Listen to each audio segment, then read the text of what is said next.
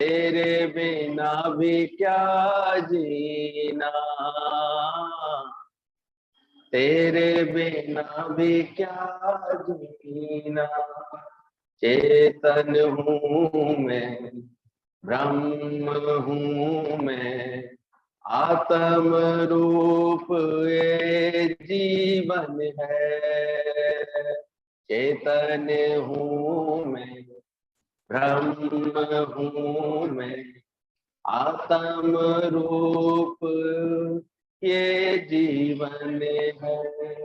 लाख यतन से ये तन पाया, लाख यतन से ये तन पाया, व्यर्था ही जग में इसको गवाया। लाख यतन से ये तन पाया, व्यर्था ही जग में इसको गवाया। दुनिया लगा ले, दुनिया लगा ले, अब तो मनवा हरि बिना कुछ कहीं ना। तेरे बिना भी क्या जीना, तेरे बिना भी क्या जीना। ओ दादाजी तेरे बिना भी क्या जीना, तेरे बिना भी क्या जीना। ज्ञान का दीपक प्रेम की बाती, ज्ञान का दीपक प्रेम की बाती, मन में जगा लो अब तो साथी। हाँ ज्ञान का दीपक प्रेम की बाती, अब तो जगा लो जीवन साथी। जीवन संध्या डूब रही है, जीवन रही है, सांस है तेरे थोड़े बाकी। जीवन संध्या डूब रही है, सांस है तेरे थोड़े बाकी। सांस ये टूटे ना, सांस ये टूटे ना, आस ये टूटे ना, सांस ये टूटे ना, आस ये टूटे ना, तो मुझसे रूठे अभी ना। तेरे बिना भी क्या जीना, तेरे बिना भी क्या जीना। ओ दादाजी तेरे बिना भी क्या जीना, तेरे बिना भी क्या जीना। जीवन धन्य हुआ है मेरा, जब से पाया साथ ये तेरा। जीवन धन्य हुआ है मेरा, जब से है पाया साथ ये तेरा। रोशन हुई मेरे जीवन की बगिया, रोशन हुई मेरे जीवन की बगिया। दूर हुआ हर गम का अंधेरा, रोशन हुई मेरे जीवन की बगिया। दूर हुआ मेरा मन का अंधेरा, मन में शोर ना, मन में शोर ना, अब इसका जोर ना, मन में शोर ना, अब इसका जोर ना, कोई भी चोर नहीं ना, तेरे बिना भी क्या जीना, तेरे बिना भी क्या जीना, ओ दादाजी तेरे बिना भी क्या जीना। इन्हीं में उलझता रहता है। तो गुरु की कृपा जब होने लगती है तो इन सब के मोह से उपराम होकर के अभी हम सत्य को स्थान देने लगते हैं, परमात्मा को स्थान पहले देते। ये तो दुनिया में जाकर देखो, और बातों को स्थान पहले दे करके पहले कहाँ चले जाते। आज हम लोग नियमित सत्संग कर पाते हैं, ये भी बहुत बड़ी गुरु की कृपा है। ये तो मन तो पहले ही उनको वैल्यू दे देता है। और जबकि ज्ञान पक्का करने के लिए क्या आवश्यक है? शरीर संबंधी पदार्थों के मोह से तुम ऊपर उठे, कि वो अभी तक तुमको ठग रहे हैं। वही आत्म तत्व को समझ सकेगा। अर्जुन ने गीता के ज्ञान से युद्ध किया, ना कि ध्यान से।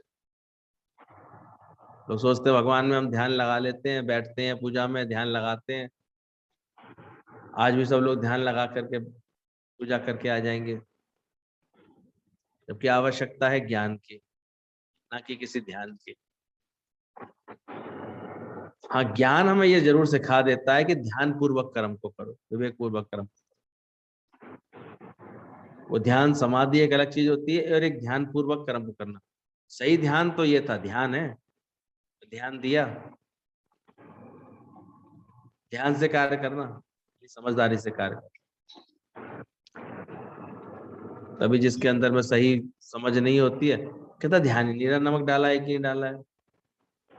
यानी चित्त का इतना हलचल में था, कार्य जरूर कर रही थी, खड़ी किचन में थी, लेकिन ध्यान मायके में था। तो बोल नहीं जाएगी नमक डाला था कि नहीं डाला था, ये कार्य हुआ था कि नहीं किया था ठीक से, क्योंकि एकाग्रता की कमी, भाव की कमी, प्रेम की कमी। गुरु सिखाता है जो कर्म तुम्हारे सामने आ रहा तुम पूरे विवेक से कर रहे हो, पूरे ध्यान से कर रहे हो। तो ये ध्यान, तो अर्जुन ने गीता का ज्ञान, गीता के ज्ञान से युद्ध किया था, अपना निर्मोह निरासक्त चित्त बना करके युद्ध किया था, ना कि कोई ध्यान लगा करके बैठा था। ध्यान भगवान को अलग समझ के किया जाता है, और ज्ञान से जीव ब्रह्म का मिलाप, आत्मा परमात्मा का अभेद होता है। इसलिए ध्यान से बेहतर है ज्ञान। इसलिए गुरु हमको सही ज्ञान सहित कर्मों में लगाता है। हमको ऐसी अपेक्षाएं नहीं करता कि तुम किसी ध्यान समाधि में बैठो, ऐसे ये कर्म करो। इसलिए एक एक के घर परिवार में जो सेवा करते हैं वो हमारी पूजा बन जाए। जहां भी परमात्मा ने रखा है हम पूजा के समान। पूजा में क्या करते हैं? पहले तो जाकर के अपना अंतर मन कितनी श्रद्धा से भर जाता है। पूजा के स्थान पर जाते हैं तो क्या हो जाता है? सबसे पहले बदलाव क्या आता है? मन में क्या आता है? श्रद्धा, सबर भी आ जाता है, शांति भी आ जाती है, और फिर शुरू हो जाता है परमात्मा के प्रति कोई ना कोई प्रेम व्यवहार। इसमें हम दीप भी जलाते हैं, अगरबत्ती भी जलाते हैं, धूप जलाते हैं। आज जैसे सबको संकल्प आया, तो आज हमारे पूरे भारतवर्ष में इन विशेष इन देवता का स्थान, जगह जगह लोग इनको रख देते हैं, इनकी पूजा करते हैं। और सारा ज्ञान के देवता तो यही है, विवेक के देवता। तो बोला ये ध्यान आता है, और गुरु कहता है कि पूजा कौन सी करो? कि जहां तुमको परमात्मा ने रखा उनकी प्रसन्नता का तुम ध्यान रखते हो, खुशी का याद रखते हो। हम क्या कर सकते हैं? तो फौरन कंधे उचका के कह देते हो रहे हैं दुखी, तो हम क्या कर सकते हैं? ऐसे नहीं भाव बदलाव अपने। हाँ, मैं कैसे सुखी बना सकता हूँ, ये विवेक जागृत। मैं क्या बोल करके किसी के मन को हल्का कर सकता हूँ, मैं क्या दे करके किसी को प्रसन्नता दे सकता हूँ। छोटे हैं, कुछ दे करके देखो उन्हें प्रसन्नता मिल जाती है। बड़े हैं, कोई आज्ञा पालन से, किसी सेवा से उनको प्रसन्नता मिल जाती है। बराबर वाले हैं तो कोई ऐसे उनके संग ऐसा सद्व्यवहार करके, प्रेम का व्यवहार करके उन्हें प्रसन्नता दी जा सकती है। इसका विवेक आया, ये ज्ञान आना चाहिए कि हम ज्ञान से कार्य करते हैं। बाकी तो दुनिया में लोग पूजा पाठ ऐसे ही करते हैं, पूजा करने बैठे आते हैं 10-15 20 मिनट, 1 घंटे 2 घंटे, बदलाव कुछ नहीं, आचरण पर वैसा का वैसा ही। नौकर हंस रहा था, सेठ जी पूजा कर रहे थे, बोले हंस क्यों रहा? बोले देखना अभी उठाएंगे फिर मुझे गालियां देंगे। उठते ही तो, और देखो कौन सा भजन गा रहे हैं, प्रभु जी मेरे अवगुण चित्त ना धरो, सारे समय मेरे अवगुण चित्त में रखते हैं, इनके भगवान कैसे माफ करेगा? छोटे से नौकर में भी इतना विवेक था, तो मनुष्य देखो कर क्या रहा है, विवेक ही नहीं जागृत करता, अपनी समझ से ही नहीं चलता कि पंच भौतिक तत्व से बना ये शरीर मिला है, इसको मैं ठीक से मेंटेन करके चला लूं, इसका सही ख्याल ही रख लूं अपना। किसी किसी के शरीर में देखो इतनी ओवरलोडिंग चल रही होती है कि पता लगा शरीर ही बेकार हो जाता है थोड़े समय बाद उसका। सोच इतनी दूषित होती है, तरह तरह के विचार आते ही रहते हैं, ख्याल आते ही रहते हैं, टेंशन बनी हुई है हर वक्त, विक्षिप्तता लगी पड़ी है, कहाँ शांति आती। इसलिए गुरु चाहता तुम्हारा हर कर्म पूजा के समान हो जाए, पहले ये सूक्ष्म वृत्ति बन जाए, तुम्हारी समझ आ जाए कि जो भी तुम कर्म कर रहे हो, तुम खुशी का आदान प्रदान हो रहा है, प्रेम का आदान प्रदान हो रहा है। अभी दादाजी कह रहे तुमने दिल जोड़ा किसी का, तुम्हारे शब्दों से किसी के दिल तो नहीं टूटा, ये अंदर से विचार रखा करो। तो ये ज्ञान का दीपक मन मंदिर में हर वक्त जलाना पड़ता, यानी कि 1-2 घंटे जला दिया, तो हर वक्त जले, ऐसा कुछ उपाय करो। और ज्ञान क्या है? ही भगवान, है ही भगवान, ये ज्ञान जागृत करो। ध्यान भगवान को अलग समझ के किया जाता है, और ज्ञान से जीव ब्रह्म का मिलाप, आत्मा परमात्मा का अभेद होता है, इसलिए ध्यान से बेहतर है ज्ञान। ज्ञान है अपने स्वरूप की पहचान कि मैं वो खुद खुदा हूं, मेरे सिवाय दूसरा कोई भगवान नहीं। ये अभिमान की स्थिति नहीं है, ये एक सही सत्य की स्थिति है। सो प्रभु दूर ना है सो तू है, अपना मूल पहचान, अलग का ढूंढे। इसलिए गुरु ने ये सुंदर ज्ञान दिया है कि जैसे ही तुम ये फील अपने आप में लाने लगोगे कि मैं तो वो सत्य स्वरूप हूँ, मैं तो ब्रह्म स्वरूप हूँ, मैं तो, फिर तुम्हारी सारी रहनी कैसी होनी चाहिए, सारा आचरण कैसा होना चाहिए? भगवान जैसा हुआ, दिव्यता से भरा, प्रेम से भरा।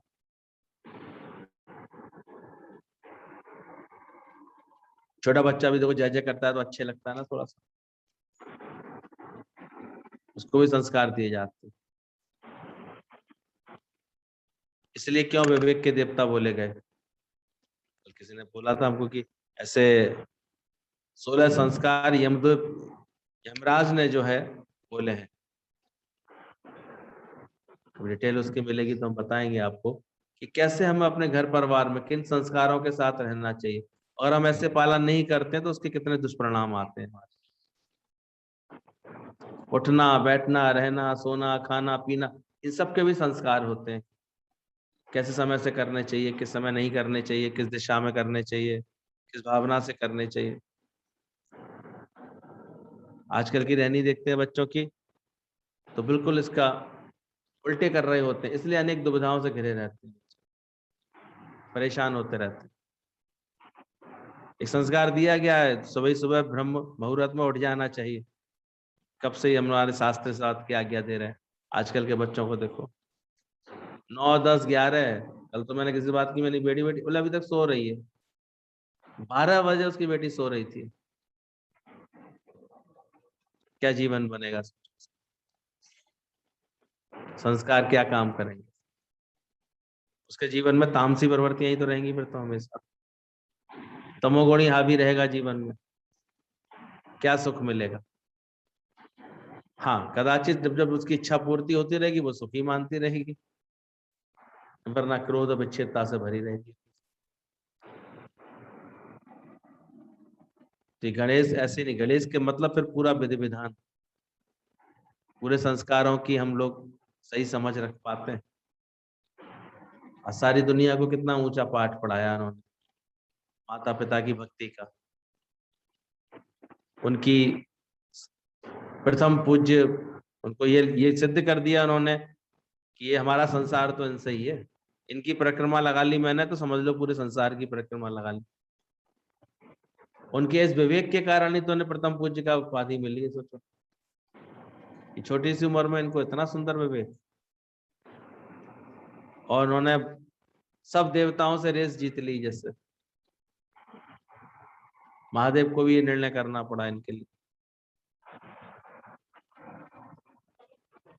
अभी देखो उन्हीं के साथ व्यवहार करने में देर नहीं लगती है लोगों को, कुछ भी कहने में देर कहाँ लगती है आजकल। बच्चे संस्कारहीन होता है सारा खेल, इसीलिए कष्ट में रहते हैं हमेशा। दुख पहुंचा करके कभी कोई किसी को सुखी हो पाता है, संतुष्ट हो पाएगा?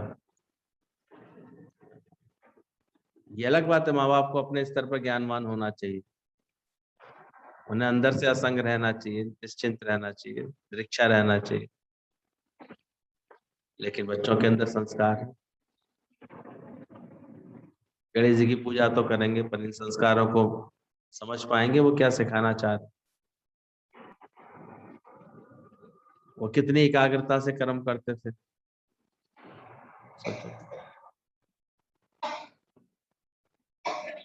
ये मंगल मूर्ति कहलाए, धन धान्य के ऐसे देवता कहलाए, ये इसलिए कहलाए क्योंकि पवित्रता थी इनके जीवन में, सच्चता थी। ऐसे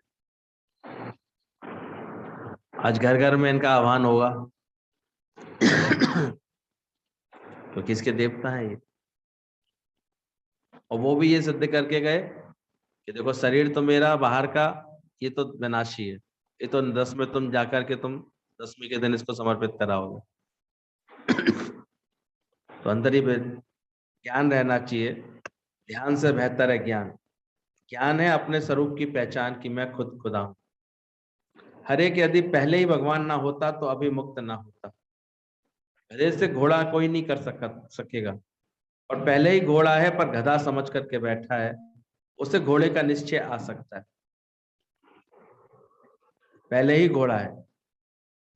गीतावान ने कितनी सुंदर तरीके से ये बात विश्वास दिलाया है कि ऐसा नहीं है तुम पहले ही मुक्त हो इसलिए तुम्हें मुक्ति का निश्चय हो सकता है, बस करो। भ्रमवश भूलवश जैसे घोड़ा जो है अपने को गधा मान के बैठ गया है, तो उसको चेताया जा सकता है कि वो तू घोड़ा है भाई, तू गधा नहीं। कल बात चल रही थी, देह माना अपने आप को तो क्या समझ गए अपने आप, गधा बने में आ गए। तुम हो घुड़सवार, तो ये जानना है अपने आप को कैसे मैं आत्मा हूं। तो गधे से घोड़ा कोई नहीं कर सकेगा, पर पहले ही जो घोड़ा है और गधा समझ करके बैठा है उसे घोड़े का निश्चय आ सकता है। ब्रह्म तू पहले ही अभी बनेगा नहीं, जीव भाव के कारण कमजोरी है। इसलिए गुरु के वचन बड़े श्रद्धा से जब हम समझते हैं, सुनते हैं, मानते हैं, गुरु कोई अलग काम नहीं कर रहा। धोबी किसी चादर में सफेदी डालता नहीं है, होती है पहले से। वो क्या निकालता है? गंदगी निकालता है। तो यहाँ भी गुरु कोई तुमको ब्रह्म बना नहीं रहा है, ब्रह्म तो तुम पहले से ही हो, पर भ्रम बस भूल गए उसको ठीक करता है।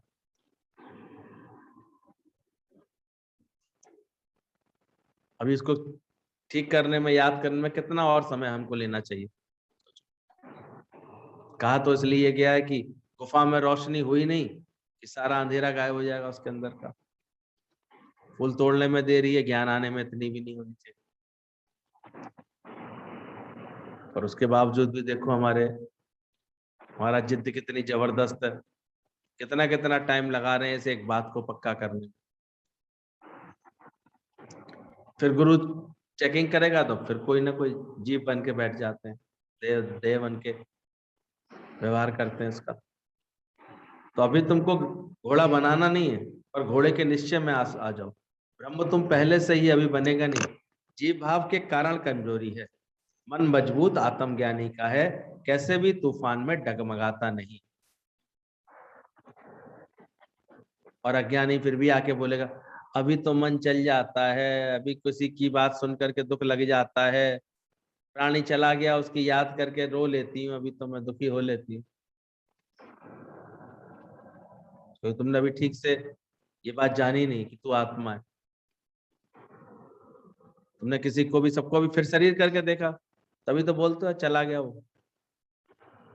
अगर ज्ञान समझ लोगे और ज्ञान सहित जानोगे कि वो भी आत्मा था, तो नहीं बोलोगे आत्मा ना जायते न रहते ना हन्नते। आत्म तत्व की तो ना तो मृत्यु होती है, ना कहीं आता है ना कहीं जाता है, सदा वसत तुम साथ, तो इस निश्चय में रहो। और नहीं तो फिर यही बातें करते रहोगे, अब वो चले गए, अब ऐसे कैसे होगा, ऐसे करते हैं। तो बोला गया जीव मानना भाव ही कारण कमजोरी है, मन मजबूत है आत्मज्ञानी का, कैसे भी तूफान में डगमगाता नहीं। यहाँ से प्रीत बढ़ाइए तो देखना ये स्थिति बनी है, कैसा भी तूफान आ जाए, बच जाए कैसा ही बवंडर। अभी तो केवल खून के दस्त होते हैं, और क्या होते हैं तुम्हें ले देकर, खूना खूनी हो जाए, सब कुछ हो जाए, तो क्या करोगे बताओ, कुछ कर सकते, डगमगाओगे क्या। वो आत्मज्ञानी तलवार की नोक पर भी कितनी निश्चलता से हंसता रहा। सिकंदर ने नोक गड़ा भी दी, उसके शरीर पर चौपड़ खेलने लगा उसे काट काट के ऐसे, फिर भी वो हंस रहा था। बोले अभी मैं तुमको ऐसे मार मार मार डालूंगा, और ठाका मार के हंसा। बोले तुम मुझे छू भी नहीं सकते हो। सिकंदर सोचने में मजबूर हो गया, मैं इतनी देर से अपनी तलवार से गोद रहा हूं और ये हंस रहा है, ये आखिर क्या हंसती है, इसको क्या चक्कर है, बार बार ये कह रहा है तुम मुझे छू भी नहीं सकते, और मैं इतना छू छू के देख रहा हूँ उसको, ये क्या बोल रहा है मुझसे। बोले क्या बोलते हो। बोले सच बोलता हूँ, तू मुझे छू भी नहीं सकता, तू मुझे पहचानता ही नहीं, काटेगा कैसे, ये तो तू शरीर के संग खेल लिया है। अब सिकंदर के कान खड़े हुए, क्या मतलब शरीर के संग खेल लिया है, क्या मतलब। और ऐसा ब्रह्मनिष्ठ था वो, ब्रह्म ज्ञानी था, इतना अपने को देह से अलग जानता था। तुम्हें तो देह की हर बात, देह के ऊपर आने वाली हर हालत प्रभावित करेगी, तो कब मजबूत मन वाले बनोगे।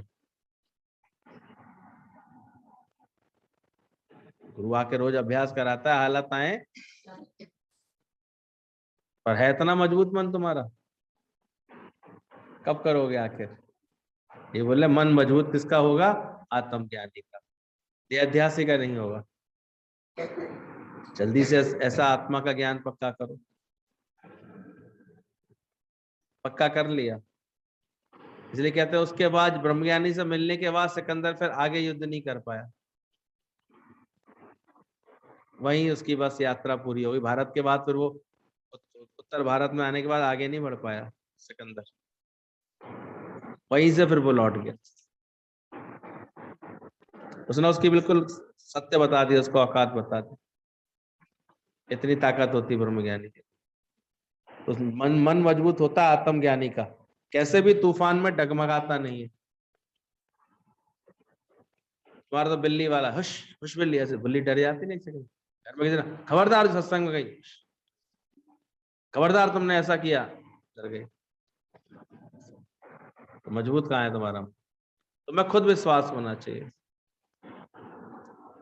अभी बोला कि ये ज्ञान की यात्रा तुम्हारी अपनी होनी चाहिए। गुरु जी आप हमें करवा दे, गुरु क्यों करवाए, गुरु कैसे करवाए, गुरु तो इशारा देगा बस, के चलना किससे, अपना विवेक से बात करना तुम्हें सीखना पड़ेगा, अपनी बुद्धि से तुमको व्यवहार करना पड़ेगा, समय देख करके कैसे बात करनी है तुम्हें सीखना पड़ेगा, दाम कैसे देख करके कैसे दाम जिंद अपनी छुड़ानी है तुमको देखना पड़ेगा। साम दाम दंड भेद 4 नीतियां बताई गई। अपनी ज्ञान की यात्रा पूरी करने के लिए तुमको इन नीतियों का विवेक पूर्वक प्रयोग करना पड़ेगा। कभी युक्ति से समय देख करके संतुष्टि देनी पड़ेगी सबको, भाई घर परिवार में समय नहीं दोगे क्या, थोड़ा सेवाएं अगर हैं जो भी पूरी करके फिर अपने ज्ञान का मार्ग लो। पर ये थोड़ी है कि इतनी सेवा में पूरे हो, ज्ञान का ख्याल ही नहीं रहा, सत्संग का ख्याल ही नहीं रहा, तो लगता है कि इसको विवेक नहीं है अब। और हम लोग महसूस करते थे कैसे गुरु ने सही समझ दी, सत्संग एक दिन नहीं छूटता। एक बार का एक छक्का नहीं छूटता सुबह शाम में से, करा लेता है भगवान, क्योंकि पहला स्थान दिया है इसको। पहले ये भगवान ने समझ दी है, अंदर से विवेक जागृत करता है। पहले ये करो, समय समय नहीं देते क्या, सबको समय दे देते हैं, इतनी आवश्यकता उतना दे देते हैं। कहीं दाम दे करके दान छुड़ा लेते हैं, तो ठीक है।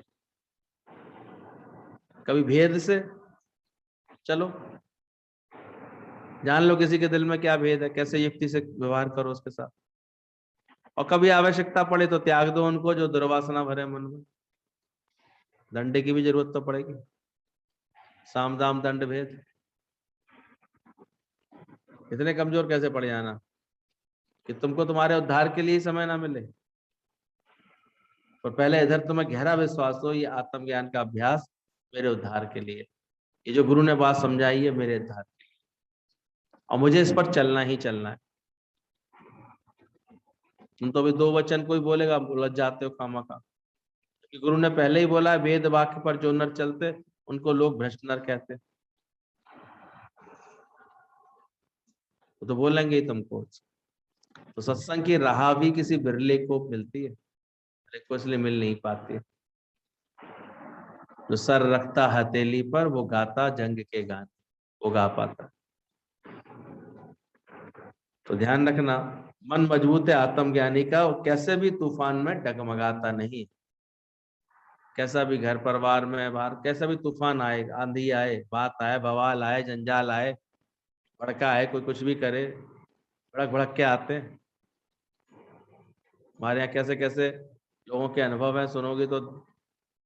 भाई जबरदस्ती से बिजली के शौक देता था डराने के लिए, तो जब भी शौक लगाता हूँ, बांध दिया एक दिन तो उसने अपना अनुभव सुनाया, हम लोगों के रोंगटे खड़े हो गए। ऐसा जल्लाद था वो, नहीं उसको सत्संग आने की कहता था, वो कहते थे युक्तियों से जाती थी, चुपचाप निकल के जाती थी, खिड़कियों से कूद के चली जाती थी लड़कियां। वो इतना आया एक दिन, तो इतने आपे से बाहर हो गया कि तार बांध दिए उनके ऐसे, और तार जैसी बिजली में लगाने गया, पूरे शहर की बिजली गई। अब लगा ले झटके कितने लगा, वो खुद ही झटका खा गया। इतना भगवान इनके साथ है कि इसी समय बिजली जानी थी। और थोड़ी समय में ऐसे आताताइयों को पता लग जाता है कि हम सही कर रहे हैं कि गलत कर रहे हैं। कोई ना कोई उनके पेट में दर्द शुरू हो जाता है, सर में ऐसे पड़ जाते, डंडा पड़ जाता है आकर के। तो इसलिए भगत कोई अगर कितने भी पंगे ले, घबराता थोड़ी, उनसे परेशान थोड़ी होता है, वो जानता है भगवान करता है। तुम अगर भक्ति कर रहे हो, तुम्हारे अंदर वास्तव में भक्त प्रहलाद पैदा हो गया है, अब भगवान की जिम्मेदारी बन जाती है कि गर्म खंबे को भी क्या कर दे, ठंडा कर दे। खौलते कढ़ाई में भी डाले तो वहां पे फूल खिल जाए एकदम से। यानी कितनी विषैली खौलती हुई बातें भी कोई तुम्हारे ऊपर डाले, तुम्हें कैसा महसूस हो, फूल गिर रहे हैं, देखो कितने फूल झड़ रहे हैं।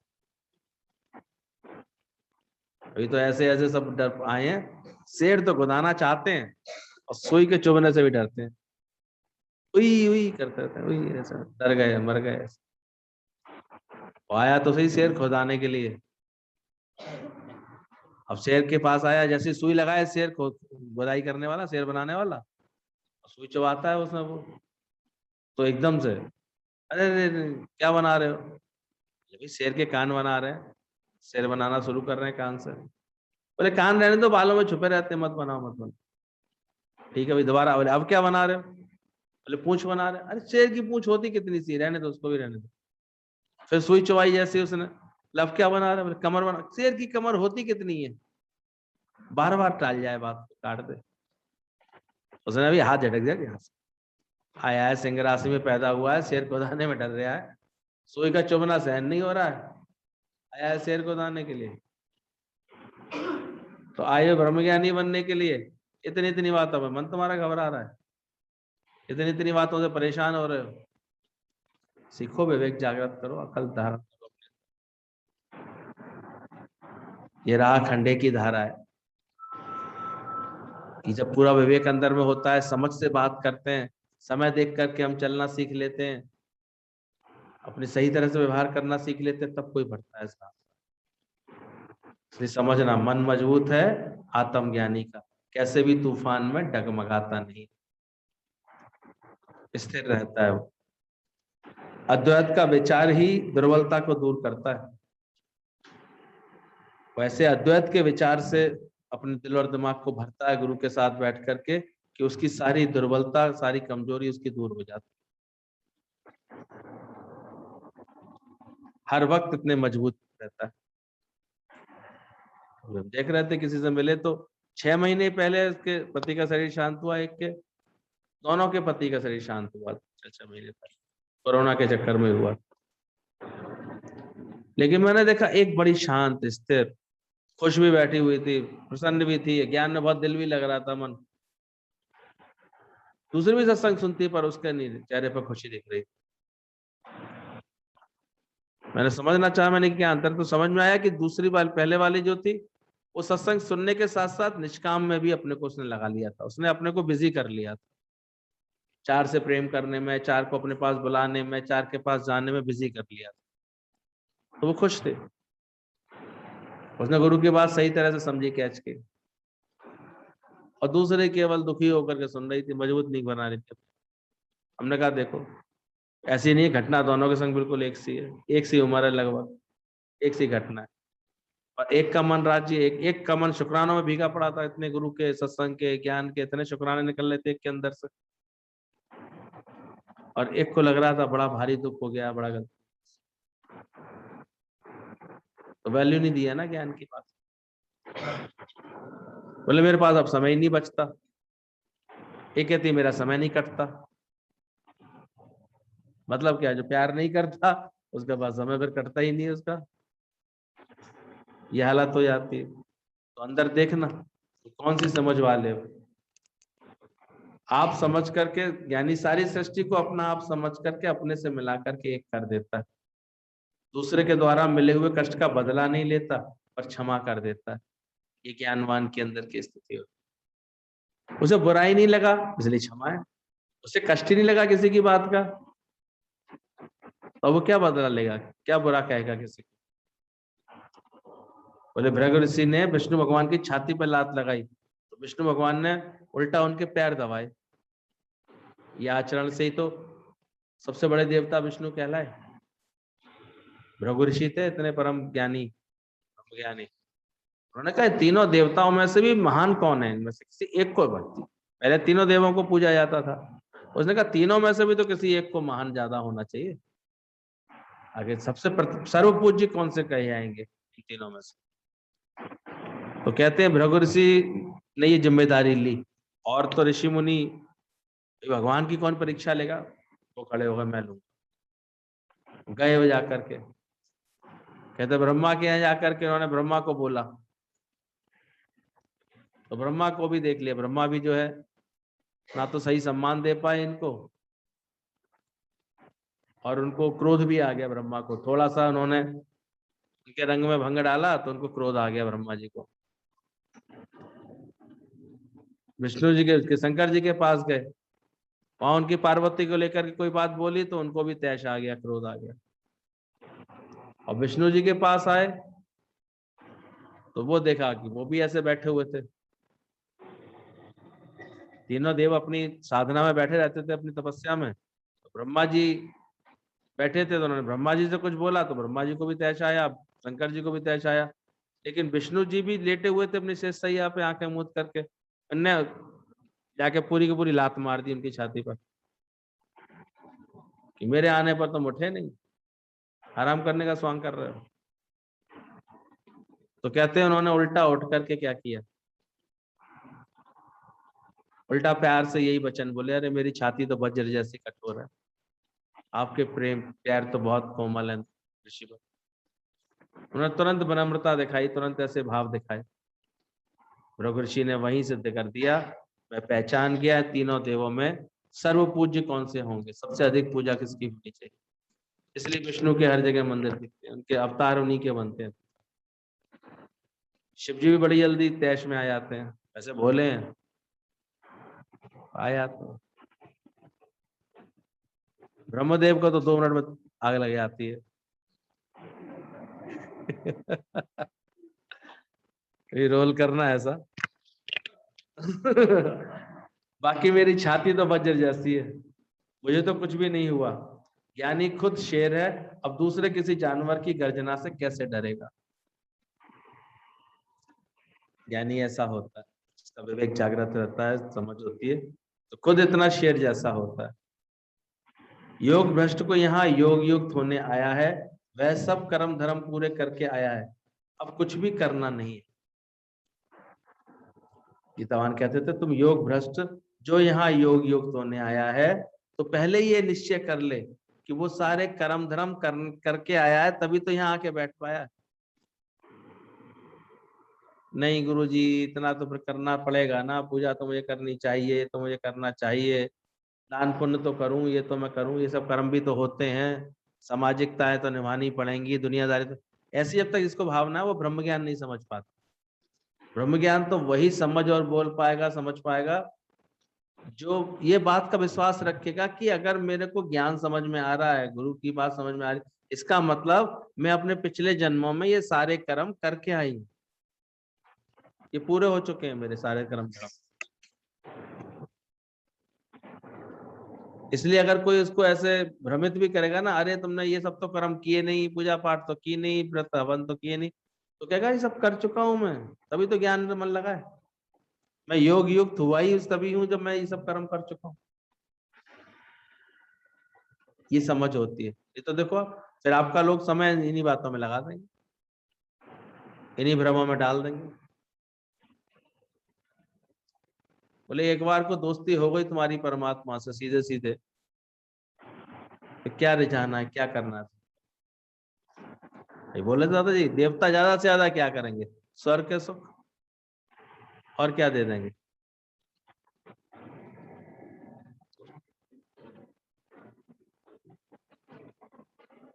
ये भी अंदर का विवेक होना चाहिए कि जब हम सीधे पार ब्रह्म परमेश्वर के ज्ञान को पा रहे हैं, तो बोला ब्रह्मा विष्णु महेश करते सदा जिसकी याद में, याद साधना है, सो आत्म तत्व पा करके ज्ञानी हुआ निर्वास। तो मेरा ध्यान रखा जाता, ब्रह्मा विष्णु महेश भी मेरे ही ध्यान में, मुझ ओम के ध्यान में, वो ओम तत्व मुझे पाना है, वो मैंने पाया है गुरु की कृपा से। इसलिए वो गुरुर ब्रह्मा गुरुर विष्णु गुरुर देवो महेश्वर को इतनी अच्छी समझ रहती है कि बोला जो योग भ्रष्ट जो यहाँ योग युक्त होने आया है, वो सब कर्म धर्म पूरे करके आया है, अब कुछ भी करना नहीं है, क्योंकि तुम हो ही नहीं तो समाधि कौन लगाए और किसकी लगाए, कौन से द्वैत में जाएगा वो। ज्ञान समझ कर तुम बचे ही नहीं, क्योंकि तुम हो ही नहीं तो समाधि कौन लगाए। मौन करके शांत करके बैठो, तुम्हारे शांत करने से सारा जगत खुश होता है, शीतल होता है। तुम खुद अपने शांत स्वरूप में आ जाओ, आत्म स्वरूप में आ जाओ, क्योंकि कल भी बोला ना तुम्हारी आत्मा ही, आत्मा का ज्ञान ही अपने आप में अभिलेष है। यही है सब कुछ तुम्हारे को मिल गया जो गुरु के पास। मौन करके शांत करके बैठो, be still and know that you are that. गुरु के वचनों को कैच करो, अनुभव बनाओ, उस पर रहनी बनाओ अपनी। दादा का वचन क्या था, बी स्टिल, शांत कर। ये अभ्यास करो कि किसी भी बात में, बहुत सुंदर एक कैसेट देख रहा था, वो वीडियो आई है, एसके जयदयाल गोइंका जी, एक गोइंका जी हैं जो विपस्सना पद्धति के द्वारा अभ्यास कराते हैं अपने साथ को। पुणे में उनका आश्रम है, अच्छे संत है, तो अभ्यास यही कराते हैं, वो अपने को साक्षी बनाते हैं कि साक्षी भाव से अपने शरीर की हर क्रिया को देखो, सांस के आना, सबके अपने अपने तरीके हैं। हम लोग उसी को ज्ञान के अनुसार उसी साधना करते हैं, वो भी कराते हैं। तो देखा कि अभी किसी सर्वधर्म सम्मेलन में जब उनको लेके गए, इंडिया का रिप्रेजेंट उन्होंने किया, तो उनकी जो भाषण था, जो उनका स्पीच थी, इंग्लिश में थी, लेकिन वो इतनी अच्छी थी, इतनी प्रभावकारी कि सब लोग खड़े होकर के ताली बजाते। यानी कि आज भी विवेकानंद अगर कोई विवेक से बात कर रहा है तो उसके लिए सारी दुनिया तैयार है, सारी दुनिया का दिल जीत सकता है, इतनी ताकत। एकदम सत्य बता रहे थे। और धर्म के लोग तो और बातें बता रहे थे, लेकिन उन्होंने सीधी बात बोली, जब जिसके हृदय में शांति नहीं है वो शांति की बात कर क्या रहा है, कैसे बता सकता है। मनुष्य अंदर ही विक्षिप्तता से लगा पड़ा है, क्रोध से भरा पड़ा है, भ्रम से भरा पड़ा है। पहले अपने को तो शांत कर। दादा ने इसी को इतने सरल बात बोला, बी स्टिल, तू अपने अंदर शांति आई तेरे, शांत हुआ, ऐसी तुम्हारे अंदर अपनी आत्म चेतना जागृत हुई कि आत्मा तो शांत स्वरूप है। अब ये चाहिए, ये हो जाए, ये बन जाए, ऐसी कब होगा, ऐसे कब, अब ये सब लगे पड़े, इसका मतलब आत्मा से अभी कोसों दूरियां लगी पड़ी।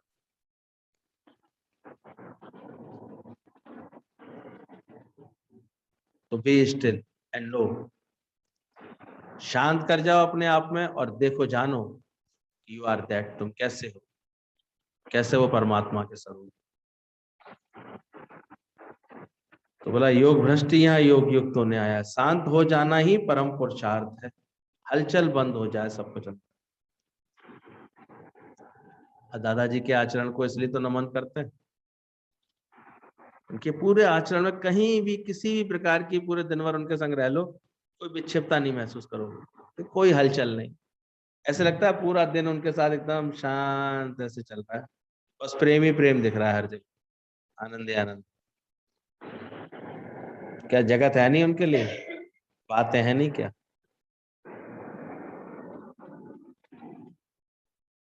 पर ज्ञानवान अपना जीवन इतना स्थिर और शांत कर लेता है, कोई हलचल नहीं, उसे मरने की भी चिंता नहीं, कि पहले ही मरा पड़ा, क्या मारेगी मौत, जिसको खुद मौत ने मारा, वो मौत को मार के बैठे हुए, कोई हलचल नहीं। दुनिया में तो लोग चार चीजें इकट्ठी कर लेंगे, अब इसे किसे दे जाए, बुढ़ापे में किसे दे, उन्हें इसका भी कोई दिमाग में हलचल नहीं, कोई ख्याल नहीं, कोई बात नहीं, कुछ बनना नहीं, कुछ बनाना नहीं। बोले गृहस्थ के बाद कैसे उपराम हो, बड़े दादाजी से सीख लो, वो हो गए। कैसे उपरामता सीखनी है, ये अपने ब्रह्मज्ञानी गुरुओं से सीख लो, वरना कोई हलचल नहीं है, कुछ बनना बनाना नहीं है, शांत है एकदम से अंदर वाला, स्थिर है। उसने क्या करेंगे हम तो पता भी नहीं क्या होगा, क्या पता, आपे आप होगा प्यारे, जो भी हो बना रहे, वो खुद अपना ही सम्मान खुद करते हैं अपनी। अब दिलों में इन्होंने इतना प्यार पैदा किया है सबके अंदर, भक्तों के अंदर, वो अपने आप ही सारा काम कर लेंगे। ज्ञानी तो कभी नहीं कहता मैं कुछ करता हूँ, चुंबक क्या कहेगी मैं कुछ करता हूँ, हालांकि पूरी घड़ी किसके आधार से चल रही है, एक एक चीजें रेगुलेट हो रही हैं घड़ी की, किससे, चुंबक से चल रही है, लेकिन चुंबक कहती है कि मैंने कुछ किया, तो ज्ञानी कैसे कहेगा कि मैं कुछ करता हूँ। इसलिए वो शांत है, सारी हलचल समाप्त है उसका, सारी विक्षिप्तता समाप्त है उसका। इसी को बोला जाता है मौन करके शांत करके बैठो, be still and know that you are that. तुम्हारे शांत करने से सारा जगत खुश होगा, होता है, शांत हो जाना ही परम पुरुषार्थ है। इसलिए ईश्वरीय तत्व इस पूरे सृष्टि को रच करके कैसे बैठा है, शांताकारम भुजगशयनम, कैसे रहते हैं भगवान, कैसे बैठे, शांताकारम। तुम भी अपनी मानसिक वृत्ति कैसी बनाओ, शांताकारम, शांत। जल्दबाजी किस बात की, हलचल किस बात की, क्या करना करना लगा रखा है, ये करना है, करना था सो कर चुका, देह मानुष की। ज्ञानी के पास हर बात का सुंदर जवाब है। जिस मरने से जग डरे वो भी ज्ञानी के मन आनंद, चाहिए क्या उसे, इसलिए वो शांत है, इसलिए वो भगवान। हलचल करने से थोड़ी भगवान है। तो बोला ज्ञानी परीक्षा के मन की उस परम परम उस अवस्था परम पद को कहते हैं। जब परम पद शांत हो जाना ही परम पुरुषार्थ है। हलचल बंद हो जाए मन की उस अवस्था को ही परम पद कहते हैं, जब तुम्हारे अंदर हलचल समाप्त हो जाए। सब गुरुओं के लेटर से हम लोगों को सही स्थिति का पता लगता है कि वो कौन सी स्थिति तक हमको पहुंचना है। अब अपने अंदर खोजो, उसको मेंटेन करो, बनाओ। शांत है, कैसा भी कोई व्यवहार करके आके कर रहा है तुम्हारे साथ, तुम्हारे प्रति, तुम्हारे इर्द गिर्द, तुम्हारा चित्त शांत रहता है, साक्षी रहता है कि राग द्वेष शुरू हो जाते हैं। अनुकूल करे व्यवहार तो राग, प्रतिकूल करे तो द्वेष। तुम तो खामा खा, कभी इस संपत्ति पे आंख है, कभी उस संपत्ति पे आंख है, कभी इसी की बात पे आंख है, और है नहीं तेरे भाग्य में तो कहां से तुम्हें मिलेगी। बाबरों की तरह अपने बीपी हाई लो करते रहोगे और कुछ नहीं मिलेगा। इसको मिलेगा क्या कभी? पर ज्ञान का अभ्यास नहीं है, फालतू चीजों का अभ्यास बहुत। सही प्रेम करती ना, तुम्हें घर बनाने की जरूरत ही नहीं पड़ेगी। दादा ने तो अपने घर को और उल्टा कह दिया, मेरा नाम भी हटवा दो यहाँ से, अब मैं प्रेमियों के दिल में रहूंगा। वो तो प्रेम कोई बिरला सीखता है, करना ही नहीं जानते। स्वार्थ के अंधे हैं, लड़ते भिड़ते रहते हैं, सब जगह बैर विरोध करके अलावा मिलेगा क्या तुम? राज्य तो उन्होंने किए दिलों पर जो त्याग भावना से चले। भरत ने किया राज्य, क्योंकि त्याग भावना से चला। बाकी तो आजकल तो घर घर में सब भाइयों ने मुड़ फोड़ते देख लो यार, मिलता क्या है? करते रहो, हमारा हक क्या है, हमारा इसमें क्या है, हम पुलिस में जाएंगे, हम कोर्ट में जाएंगे, करते रहो, जो मिल जाएगा तो ले भी लेना। हलचल कितनी होती है। ज्ञान सीखो, तुम शांत करो अंदर से, कोई शोर नहीं। तो ही दूर करो, कोई और नहीं। क्या कर लो, हाय हाय करके आदमी ऐसे ही चला जाता। अभी नई लहर समझ ही नहीं पा रहे हैं, हर शहर में बता रहे हैं, इतनी बच्चों के ऊपर इतनी चल पड़ी है, नया रूप में आ गई ये चीज। क्या बात है, वो कैसे है? लक्षण डेंगू जैसे बता रहे हैं, प्लेटलेट्स कम हो जाती हैं, बुखार इतना आ जाता है। अगर सही ट्रीटमेंट मिल जाता है तो बचाव हो रहा है, नहीं तो फिर कितने बच्चों का सुन। जो पहले ही थोड़े कमजोर है, मानसिक कमजोर है, वो बच्चे ज्यादा परेशान हो। बची रहिए। है वायरल का ही कोई बिगड़ा हुआ रूप, तो नया उसका वो आ गया। एक एक मच्छर हर एक को ऐसे कर रहा है। और तुम कौन, क्या करना चाहिए तुमको, कौन सा अभ्यास करना है? कैसे भी बवंडर आ जाए, कैसी बातें आ जाए, कैसा ही भूचाल आ जाए, लेकिन तुम अपने मन को कैसे बनाना है? शांत चित्त योगी। शांत चित्त पूरा शांत रहे और योग परमात्मा से लगा रहे तुम्हारा। तो इसमें और तू के भेद को मिटाओ तो आनंद ही आनंद है। ज्ञानी परीक्षा को झूले के झूले में झूलना समझता है और मजा लेता है। कोई हालत परिस्थिति आती है, परीक्षाएं आती है जीवन में, तो उसको क्या लगता है? झूला। झूले में ए ऊपर गए, ए नीचे आए, ए 3 डिग्री बुखार, ए अब फिर उतर गया। क्या रहते, एक कल तक जी रहे थे, एक गठरी बांधो इसकी, चलो चलो चलो, चले चलो। इसको भी क्या समझता है? झूला। जीवन की हर परिस्थिति, कल लाखों करोड़ों की बातें है, आज कुछ भी नहीं बचा, खाकपति। कल लाखपति, फिर आज खाकपति। तो जीवन की हर परिस्थिति को क्या समझता है? मजा लेता है। ज्ञानी परीक्षा को झूले के झूलने की तरह समझता है, कभी ऊपर कभी नीचे, हर वक्त मेहर और हाल में मौज आ रही है उसको, आनंद कम कभी होने वाला नहीं। अगर कोई ठीक से ज्ञान की बात समझ लेगा तो उसका आनंद कभी भी खत्म होना नहीं चाहिए। तो देवी और सज्जनों, आप लोगों में सबका विवेक जागृत हुआ कि आनंद खत्म तो नहीं होगा किसी भी हालत में। प्रारब्ध तो अपना खेल करेगी करेगी। वो तो स्थिति ये है कि कभी वनवास मिल जाएगा और कभी सीता जी चोरी चली जाएंगी, और फिर कभी अनुकूलता आएगी तो पत्थर भी तैरने लगेंगे। रामचंद्र जी हलचल हर हाल में कैसे रहे? शांत। तुम्हारी कुछ घुसा बुद्धि में, तुम्हें कैसे रहना है हर हाल में, कैसे रहना है।